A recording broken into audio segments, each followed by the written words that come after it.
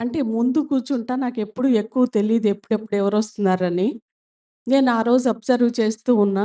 9 గంటలకి ప్రార్థన అయితే 10, 11 కూడా వచ్చిన వాళ్ళు అనేక మందున్నారు. దయచేసి నేనెవ్వరిని పాయింట్ ఔట్ చేయట్లేదు. దేవుని సన్నిధికి మనం వచ్చేటప్పుడు ఎలా రావాలో తెలుసా? అన్నిటికంటే ముఖ్యంగా దేవుని సన్నిధికి, అన్నిటికంటే ముఖ్యంగా దేవుని ఆలయానికి ప్రిఫరెన్స్ ఇవ్వాలి. మనం ఫ్లైట్‌కెళ్తున్నాం అనుకోండి. ఎలా ఎళ్తామండి?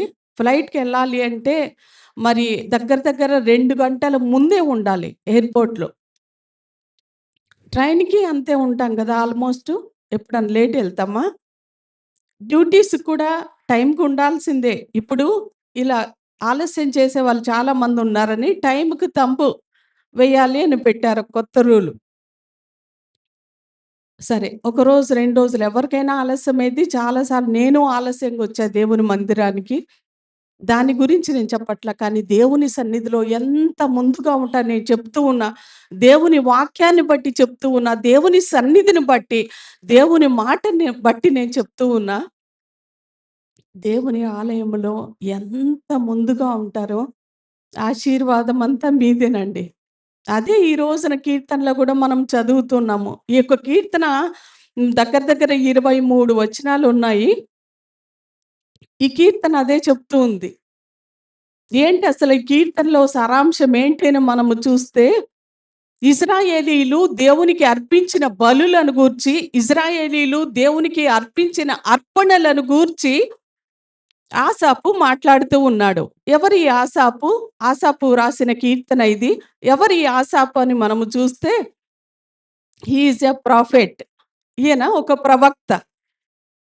అండ్ ఆల్సో కొయర్ లీడర్ అనమాట. గాయక బృందం అంతటికి ఈయన నాయకుడు. గాయక బృందాన్ని నడిపించే ఒక నాయకుడు ఈయన ఆసాపు. దేవుని విషయాలలో, దేవుని స్తుతించే విషయంలో నూతన కీర్తనలు రాస్తూ, మరి నూతన వాయిద్యాలతో ప్రభుని స్తుతించే వ్యక్తి ఈ యొక్క ఆసాపు. ప్రభుని ఎప్పుడు స్తుతించగలం? ప్రభుని ఎప్పుడు గనపరచగలం? ప్రభుని ఎప్పుడు ఆరాధించగలమో తెలుసా? ఆయనను రుచి చూచే కొద్దీ, ఆయనను ఎరిగే కొద్దీ. ఒక వ్యక్తిని చూడండి. మీరు నన్ను చూస్తే నా గురించి మీకేం తెలీదు. చూడటానికి మంచిగానే ఉండొచ్చు. నాతో ఉన్న నా సహకారి, నాతో ఉన్న నా జీవిత భాగస్వామి మాత్రమే నా గురించి చెప్పగలడు. అబ్బో! ఆమెకి చాలా కోపమండి. ఆమె దేన్ని సహించలేదండి. ఎవరైనా ఏదైనా అంటే వెంటనే రియాక్ట్ అవుతారండి. లేదంటే మంచి ప్రార్థనా పర్రాలండి. ఎన్నో మాటలన్నారు ఆమెని. సంఘంలో గాని, బయట గాని, మా బంధువులకు కానీ చాలా సహించిందండి ఆమె. లోతుగా ఎప్పుడు మనం ఎరుగగలము అంటే, కలిసి సహవాసం చేసినప్పుడే.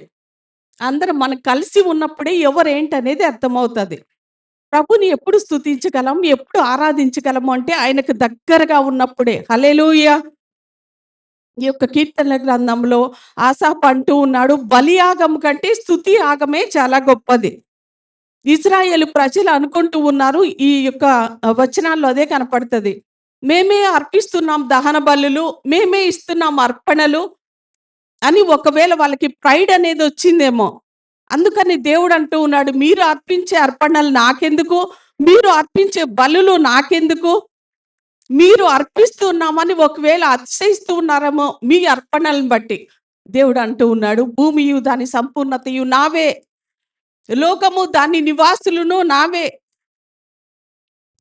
చాలా సార్లు దేవునికి కానుకలిస్తూ, అర్పణలిస్తూ, దశంభాగాలిస్తూ, ప్రత్యేకమైన కానుకలిస్తూ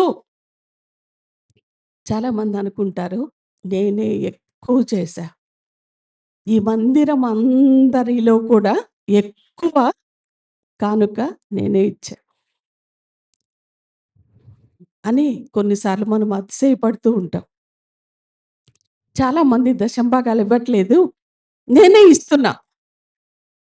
అనేక మంది ఇవ్వట్లేదు. నేనే చేస్తున్నా అనే అతిశయం చాలా సార్లు మనకొస్తది. కీర్తనకారుడు ఆసాపు అంటూ ఉన్నాడు, ఈ కీర్తనలో దేవుడు చాలా స్పష్టంగా మాట్లాడుతూ దేవుని తీర్పులను గూర్చి మాట్లాడుతుంది కీర్తన. ఆయన త్వరలో రాబోతూ ఉన్నాడు. మరి ప్రజలు ఎలా సిద్ధపరచబడాలి? దేవునికిచ్చే విషయంలో మనం ఎలా ఉండాలి? లేదంటే దేవుడు బలియాగాన్ని ఎక్కువగా కోరుతూ ఉన్నాడా? స్తుతి యాగాన్ని ఎక్కువగా కోరుతూ ఉన్నాడా? అసలు దేవుడు మన నుంచి నిజంగా ఆశపడేది ఏంటి? ఒకసారి హల్లెలూయా చెప్పండి. ఇంకా గట్టిగా చెప్పండి. హల్లెలూయా గట్టిగా చెప్పకపోతే కొన్నిసార్లు నిద్ర వచ్చేస్తది మీకు. ఇంట్లో పని చేసి, చేసి వస్తాం ఇక్కడికి కాబట్టి హాయిగా ఉంటది కాబట్టి నిద్ర వచ్చేస్తది. కానీ దేవుని మాటలకు ఆ నిద్ర దురాత్మను ఆ కిటికీలో నుంచి బయటికి పంపించేయాలి. నిద్ర వచ్చేవాళ్ళు చెప్పండి. కొన్నిసార్లు మీకెవరికి నిద్ర వస్తదో మీకే తెలుసు కాబట్టి అందరూ చెప్పొద్దు ఆ మాట. నిద్ర వచ్చేవాళ్ళు మాత్రమే, "ఏ నిద్ర దురాత్మ నా నుంచి వెళ్ళిపో" అని చెప్పాలి. ఆ స్పిరిట్టే ఒక విధంగా. దేవుని మాటలు మన చెవిన పడనివ్వకుండా దుష్టుడు ఎత్తుకొని వెళ్ళిపోతాడు కదా! హల్లెలూయా!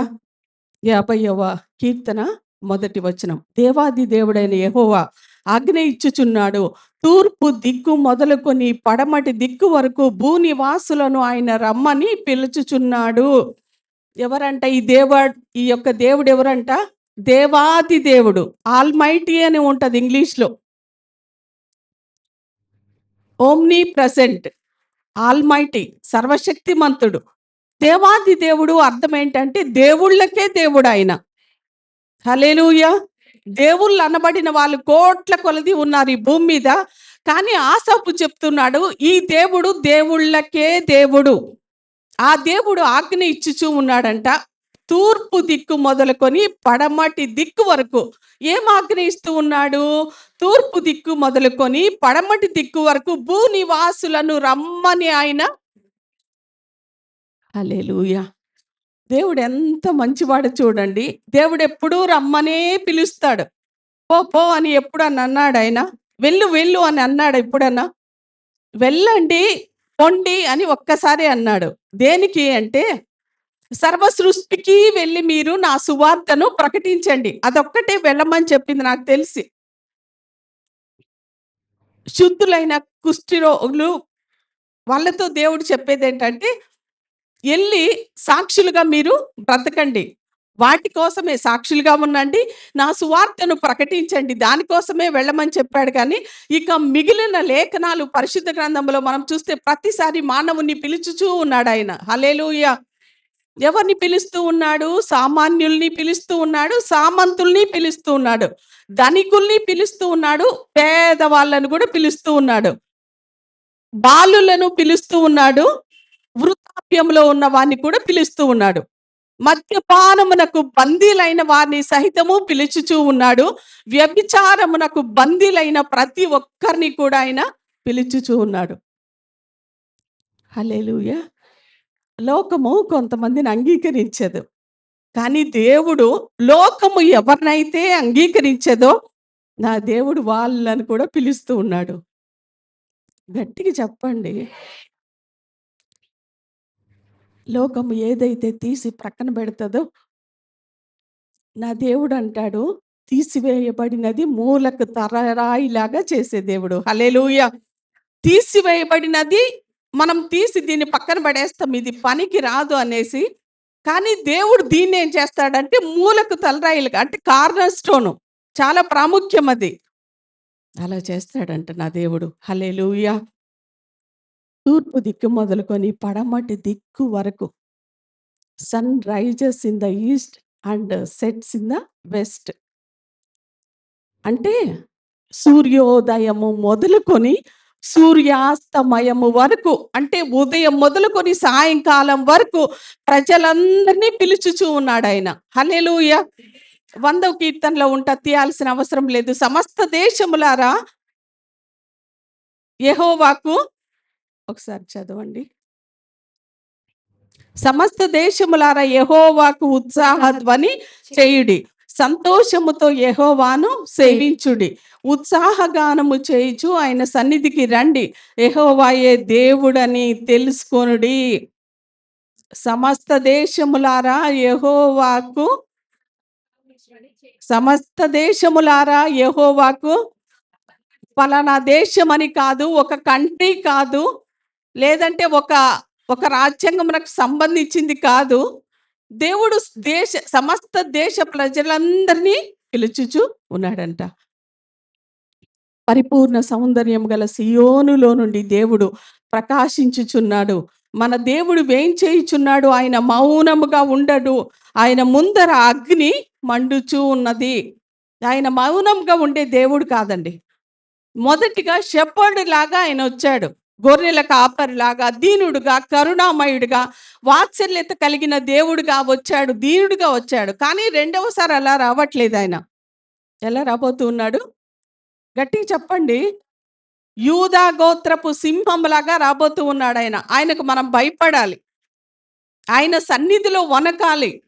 కుమారుని ముద్దు పెట్టుకోవాలి. లేని ఎడల ఆయన ఉగ్రత మన మీదికి హల్లెలూయా. రెండో కీర్తనలో ఉంటదన్నమాట. కుమారుని ముద్దు పెట్టుకోండి. లేని ఎడల ఆయన మీ మీద కోపించునేమో. దేవుని సన్నిధిలో ఎవరిని దేవుడు దృష్టిస్తూ ఉన్నాడు? ఎవరి దృష్టి ఎలాంటి వారిపైకి దేవుని దృష్టి వస్తది అని మనము చూస్తే యెషయా గ్రంథంలో ఉంటది 66లో. ఎవరు దీనుడై నలిగిన హృదయము కలవాడై నా మాట విని వణుకుచుండునో వానినే నేను దృష్టించుచు ఉన్నా. హల్లెలూయా.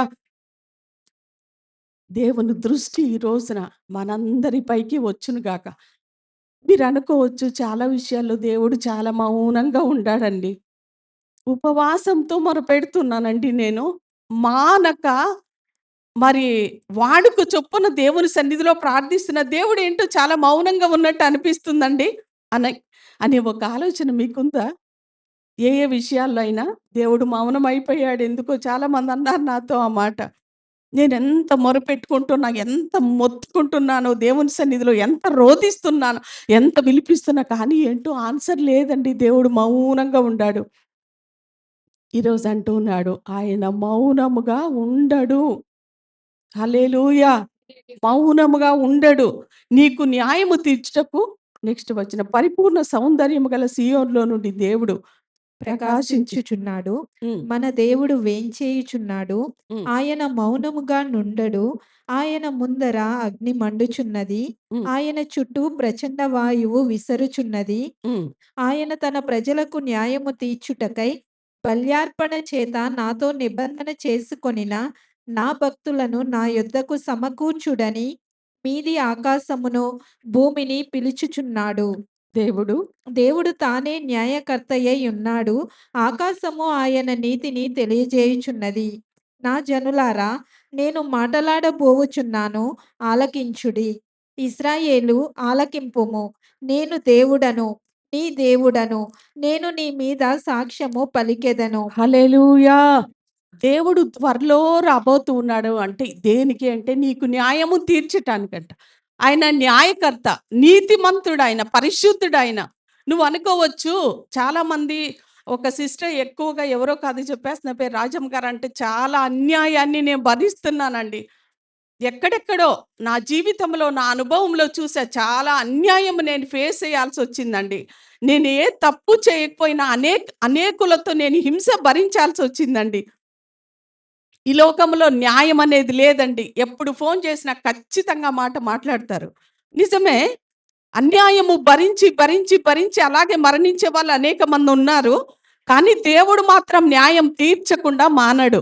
న్యాయం తీర్చటానికి ఆయన త్వరలో రాబోతూ ఉన్నాడంట. లూకాసు వార్త 18లో ఉంటది. విసుగక నిత్యము ప్రార్థన అనటానికి దేవుడు ఒక ఉపమానం చెప్తూ ఉన్నాడు. ఒక అన్యాయస్తుడైన న్యాయాధిపతి ఉన్నాడు. ఆయన యొద్దకు ఒక విధవరాలు మాటి మాటికి వస్తుంది. దేనికి అంటే, అయ్యా నాకు నా ప్రతివాదికి న్యాయం తీర్చయ్యా అని వస్తుంది. ఆయన మాత్రం చాలా కఠినుడు, న్యాయం తీర్చట్లేదు. కానీ మాటి మాటికి రావటం వల్ల అన్యాయస్తుడే విసిగిపోయి, అబ్బా! పద్దాకల ఈమె నా దగ్గరకొస్తుంది. ఈమెకి ఏదో ఒక విధంగా న్యాయం తీర్చాలి అనుకున్నాడు అని చెప్పి ప్రభు ఒక ప్రశస్తమైన మాట అంటాడు. దేవుడు తాను ఏర్పరచుకొని వారు దివారాత్రులు ఎప్పుడు? దివారాత్రులు. ఎప్పుడు? దివారాత్రులు. దివారాత్రులు మొరపెట్టి చూడగా మౌనంగా ఉండాడు ఆయన. అన్యాయము రాజ్యం ఏలుతూ ఉందేమో ఈ రోజున. కానీ నా దేవుడు న్యాయకర్త వలె రాబోతూ ఉన్నాడు. మన పక్షాన, మన ఒక్కొక్కరి పక్షాన న్యాయం తీర్చటానికి ఆయన రాబోతూ ఉన్నాడు. ప్రభు నామానికి మహిమ కలుగును గాక. నెక్స్ట్ 8, 9 నుంచి చదువుదాం. నీ బలుల విషయమై నేను నిన్ను గద్దించుట లేదు. నీ దహన బలులు నిత్యము నా ఎదుట కనబడుచున్నవి. నీ ఇంట నుండి కోడెనైనను, నీ మందలో నుండి పొట్టేళ్లనైనను నేను తీసుకొనను. అడవి మృగములన్నీయు, 1000 కొండల మీది పశువులన్నీయు నావే గదా! కొండలలోని పక్షులన్నింటినీ నేనెరుగుదును. పొలములలోని పశ్వాదులు నా వశమై ఉన్నవి. లోకమును దాని పరిపూర్ణతయు నావే. నే చాలండి. ఎంత బలమైన మాటలు గదా!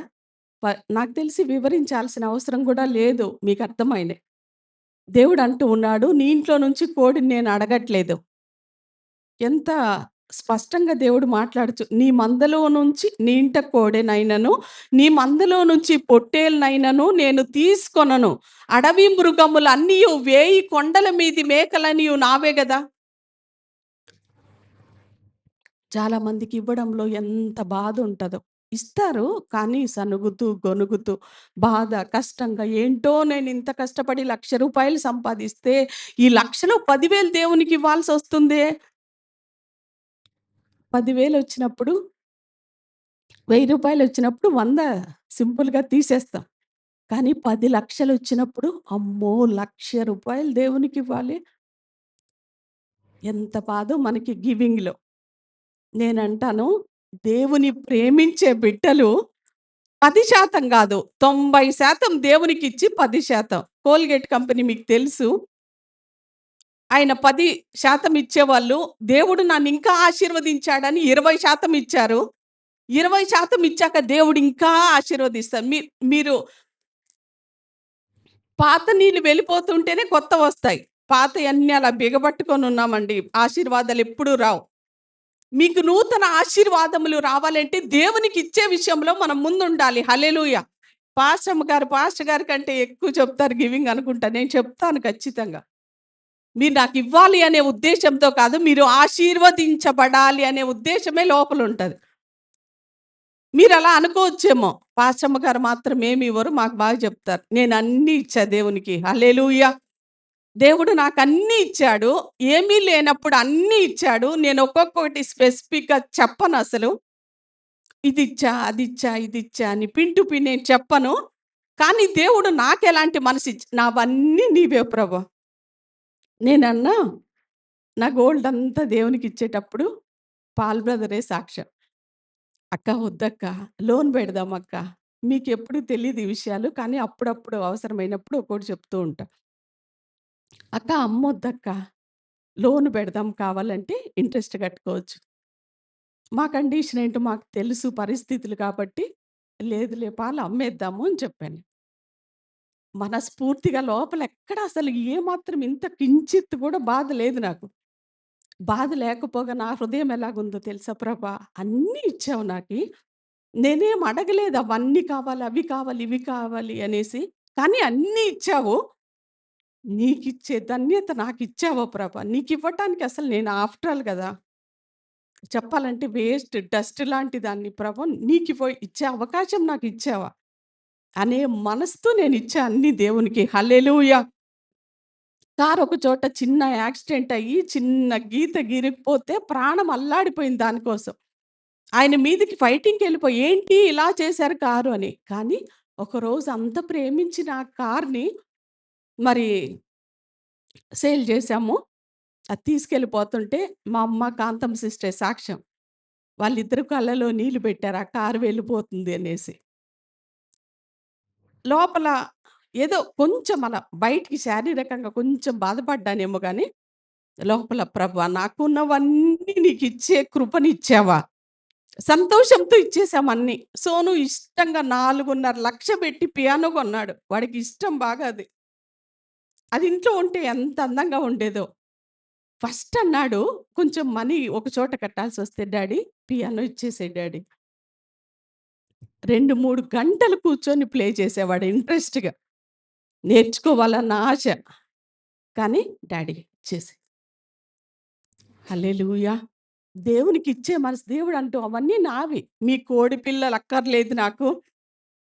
1000 కొండల మీద పశువులు, గొర్రెలు అన్నీ నావే కదా! ఈ ఇశ్రాయేలీయులు అనుకుంటూ ఉన్నారు. మేమే చేస్తున్నాం. మేమే బలులు అర్పిస్తున్నాం. మేమే అర్పణలు ఇస్తూ ఉన్నాం. మీరిచ్చేదేం లేదు. అన్నీ నావే. హల్లెలూయా! 13, 14 చదువుదాం. వృషభముల మాంసము నేను తిందునా? పొట్టేళ్ల రక్తము త్రాగుదునా? దేవునికి స్తుతియాగము చేయుము. మహోన్నతునికి నీ మ్రొక్కుబడులు చెల్లించుము. ఆపత్కాలమున నీవు నన్ను గూర్చి మొర్రపెట్టుము. నేను నిన్ను విడిపించెదను. నీవు నన్ను మహిమపరచెదవు. దేవునికి మహిమ కలుగును గాక. ఈ కీర్తన అంతటిలో చాలా ప్రశస్తమైన మాట ఇది. ఏంటి అంటే చాలా సార్లు మనం అనుకుంటాం అర్పణలు అర్పిస్తే దేవునికి ఇష్టమవుతామేమో, అందరికంటే ఎక్కువ కానుకిస్తే దేవునికి ఇష్టమవుతామేమో అనుకుంటున్నాం. కానీ నువ్వు అనుకున్నది కరెక్ట్ కాదమ్మా. నువ్వు అనుకున్నది కరెక్ట్ కాదు బ్రదర్. కరెక్ట్ ఏంటి అంటే దేవునికి స్తుతియాగము చేయము. అది ఇష్టం దేవునికి. హల్లెలూయా! హల్లెలూయా! దేవునికి స్తుతియాగము చేయము. మహోన్నతునికి నీ మ్రొక్కుబళ్ళు చెల్లించు. దేవునికి ఇష్టమైంది ఏదో తెలుసా? నీవు ప్రభువును స్తుతించటం. ఆయనను స్తుతించటం ఇష్టం. నేను ఎద్దుల మాంసం నేను తింటానా? వృషభం అంటే ఎద్దు. వృషభముల మాంసం తిందునా అని ప్రశ్నిస్తూ ఉన్నాడాయన. పొట్టేళ్ల రక్తం నేను త్రాగుతానా? మీ బలులు నాకు అవసరం లేదు. మీ అర్పణలు నాకు అవసరం లేదు. కానీ స్తుతియాగము చెయ్యి. ప్రభువుని స్తుతించు.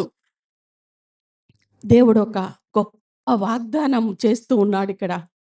ఆపత్కాలమున నీవు నన్ను గూర్చి మొరపెట్టుము. నేను నిన్ను విడిపించెదను.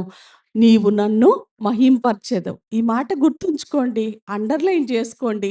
అన్నిటికంటే ముఖ్యంగా మీ హృదయంలో గట్టిగా భద్రపరచుకోండి. ఆపత్కాలమున నీవు నన్ను గూర్చి మొరపెట్టుము. నేను నిన్ను విడిపించెదను. తిరిగి నీవు నన్ను మహింపరుస్తావు. హల్లెలూయా!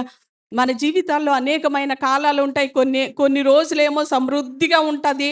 కొన్ని రోజులేమో అంతా బావుంటది. కొన్ని రోజులేమో ఎంత సంతోషమో పట్టరానంత సంతోషం నవ్వుతూనే ఉంటాం. ఇంట్లో కొంతకాలం ఎంత సమృద్ధి ఉంటదో మనము తింటమే కాకుండా ఇంకా వేరే వాళ్ళకి గూడా ఇస్తూ ఉంటాం. తీసుకోండి, తీసుకోండి, తీసుకోండి అని. కొన్ని రోజులొస్తాయి ఏముండదు ఇంట్లో. కొన్ని రోజులొస్తది. ఎప్పుడు పడని దుఃఖం గుండా నువ్వు వెళ్ళాల్సొస్తది. ఎప్పుడు వెళ్ళని వేదన గుండా ఎళ్ళాల్సొస్తది. కానీ అలాంటి సమయంలో నువ్వు నన్ను గూర్చి మొరపెట్టు. నేను నీకు ఉత్తరం ఇస్తాను. నీవు నన్ను మహింపరుస్తావు. హల్లెలూయా!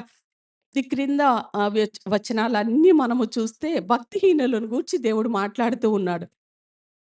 భక్తిహీనులతో దేవుడొకటే అడుగుతూ ఉన్నాడు. ఎందుకు నువ్వు నా మాటలు నీ నోట వల్లిస్తున్నావేంటి?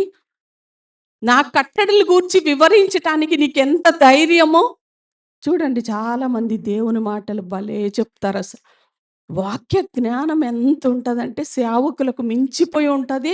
వాక్య జ్ఞానం వాళ్ళకి ఉండటంలో తప్పు లేదు కానీ, ఆ వాక్య జ్ఞానం అంతగా ఉండి మనం ఏదన్నా అంటే దానికి కౌంటరు ఎదురుగా కనీసం ఒక గంటైనా పోరాడగలిగినంత జ్ఞానం ఉంటది.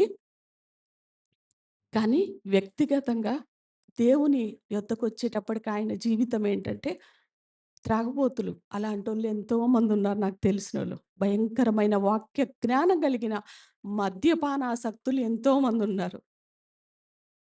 దేవునికి భయపడకుండా దేవుని జ్ఞానం దేనికండి మనకి? దేవునికి లోబడకుండా దేవుని జ్ఞానం ఎందుకు మనకి? అలాంటి వారితో దేవుడు అంటూ ఉన్నాడు. భక్తిహీనుల్లారా మీరెందుకు నా మాటలు వల్లిస్తూ ఉన్నారు? ఎందుకు నా కట్టడలు వివరిస్తున్నారు? మీకెంత ధైర్యం నా మాటలు వివరించటానికి? హల్లెలూయా! అందుకనే నిన్నటి దినాన గురువారం మనం దిద్దుబాటు నీకు అసహ్యము కదా! నీవు నా మాటలను నీ వెనుకకు త్రోసివేసెదవు. దిద్దుబాటు అంటేనే నీకిష్టం లేదు. కరెక్షన్ అంటేనే ఇష్టం లేదు. ఏదన్నా ఒక చిన్న విషయం నువ్వు దిద్దుకో అని దైవజనులు వ్యక్తిగతంగా చెప్పినప్పుడు నన్నే టార్గెట్ చేస్తారే! నన్నే ప్రతి దాంట్లో పాయింట్ ఔట్ చేస్తారే! దిద్దుబాటు నీకు అసహ్యమైనప్పుడు దేవుని కట్టడలు కూడా మనకు అటువంటి అర్హత, యోగ్యత లేదు. ప్రభా నువ్వేది చెప్తే నేను అది వింటా. నేను ఓకే అవుతా. అటువంటి వారు మాత్రమే దేవుని మాటలు ప్రకటించగలరు. హల్లెలూయా! ఆ లాస్ట్ వచనంలో కూడా స్తుతియాగము అర్పించువాడు నన్ను మహింపరచుచున్నాడు. నేను వానికి దేవుని రక్షణ కనబరుచినట్లు వాడు మార్గము సిద్ధపరచుకొనెను. హల్లెలూయా! నీకు మార్గము సరళమవ్వాలి అంటే, నీ పరిస్థితులన్నిటిలో మూయబడిన ద్వారములు తెరవబడాలి అంటే, నీ పనులన్నీయు సక్రమంగా, క్రమంగా జరగాలి అంటే స్తుతియాగం చెయి. యాగం అంటే అది కంటిన్యూ ప్రాసెస్. అప్పుడప్పుడు చేసి వదిలేసేది గాదు. బలి అర్పించటం, బలిపీఠం మీద అగ్ని నిత్యము మండుచుండాలి అని పాత నిబంధన గ్రంథంలో చూస్తాం గదా! నిత్యము అగ్ని మండుచూనే ఉండాలి. స్తుతి అప్పుడప్పుడు గాదు, అప్పుడప్పుడు కాదు. ప్రతి దినము మీరు స్తుతించి చూడండి. నిజంగా విడుదల చూస్తారు. నా జీవితం నేను అనుభవించి చెప్తూ ఉన్నా. ప్రభుని స్తుతిస్తూనే ఉంటా చాలా సార్లు. కొన్నిసార్లు రోజంతా నా నోట దేవుడు స్తుతిని ఉంచుతాడు. రోజంతా ఏదో ఒకటి. ఖాళీగా ఉండదు నా మనసు. చాలామంది నా మనసు బాలేదండి. చెడు తలంపులొస్తున్నాయి, పిచ్చి తలంపులొస్తున్నాయి, వ్యర్థమైన తలంపులొస్తున్నాయి. ఇదిగో నా భార్య మీద చాలా కోపమొచ్చేస్తుంది. మా అత్తగారి మీద చాలా కోపమొచ్చేస్తుంది అంటూ ఉంటారు గదా! అలా ఉన్న మీరు చాలా సార్లు చాలా ఇరిటేటెడ్‌గా ఉంటాం. ఎంత ఇరిటేషనో మనకి. ఎవరన్నా కదిలిస్తే ఏసేద్దాం అన్నట్టు ఉంటాం గదా! అలాంటోళ్ళందరికీ నేను చెప్తున్నా. నాకు అంతే కోపం. బాగా భయంకరంగా ఉంటది నాకు కూడా. కానీ ప్రభుని స్తుతిస్తూ, ఘనపరుస్తూ, ఆరాధిస్తూ ఉన్నప్పుడు దేవుడు అన్నీ డౌన్ చేస్తున్నాడు. తగ్గు నువ్వు కాస్త. తగ్గు ఎందుకు అంత ఇదిగా, అంత టెంపర్ ఎందుకు నీకు? అంత షార్ట్ టెంపర్ ఎందుకు నీకు? అంత పొగరెందుకు నీకు? అంత గర్వం ఎందుకు? ఎప్పుడైతే ప్రభుని నేను స్తుతిస్తూ ఉన్నానో, అందరిని ప్రేమించగలిగిన హృదయం, కొన్నిసార్లు శత్రువులను సైతము ప్రేమించగలిగిన హృదయాన్ని దేవుడు ఎలా ఇస్తూ ఉన్నాడంటే ప్రభుని స్తుతించుట ద్వారా. భక్తుడంటాడు కీర్తన నా జీవిత కాలమంతయు నా దేవుని కీర్తనలు పాడతా. ఎప్పుడెప్పుడు? అప్పుడప్పుడు గాదు. కీర్తనలు పాడండి. రోగంలో ఉన్నప్పుడు కూడా పాడండి. నాకు మత్తిచ్చి అనస్థీషియా డీప్ అనస్థీషియాలోకి వెళ్ళిపోయినా నా నా నా ఆత్మ మాత్రం దేవా అంటుంది. ఆ కష్టంలో కూడా దేవుణ్ణి వెతుకుతూ ఉన్నా. వెతుకుదాం, దేవుణ్ణి స్తుతిద్దాం. దేవుడి చిన్న మాటలు దీవించునుగాక. దేవుని స్తోత్రం చెల్లిద్దాం. హల్లెలూయా. స్తుతియు మహిమా